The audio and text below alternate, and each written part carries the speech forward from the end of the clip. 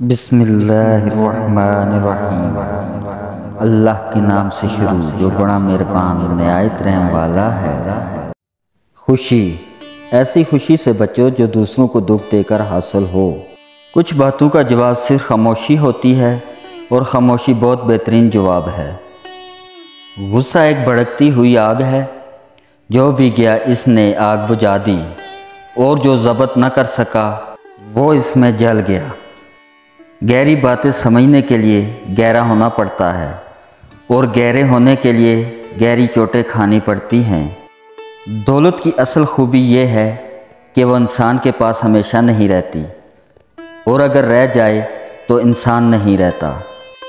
عقل مند بننا چھوڑ دو، بہت کچھ سیکھ جاؤ گے۔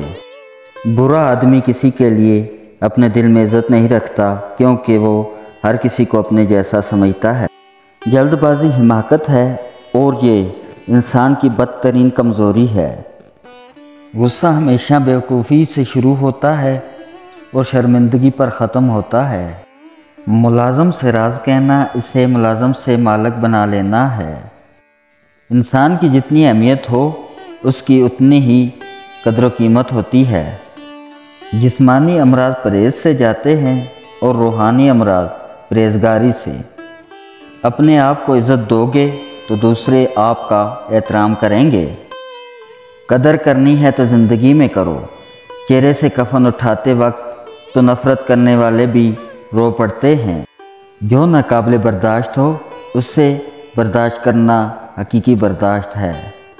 اختلاف کے باوجود احترام سے پیش آنا بہترین تربیت کی دلیل ہے۔ اگر راستہ خوبصورت ہے تو معلوم کرو کس منزل کو جاتا ہے، لیکن اگر منزل خوبصورت ہو تو راستے کی پرواہ نہ کرو۔ اگر نیت میں کھوٹ آ جائے تو پھر یہ تینوں چیزیں راستہ بدل لیتی ہیں۔ نمبر 1 مال، نمبر 2 رزق، نمبر 3 محبت۔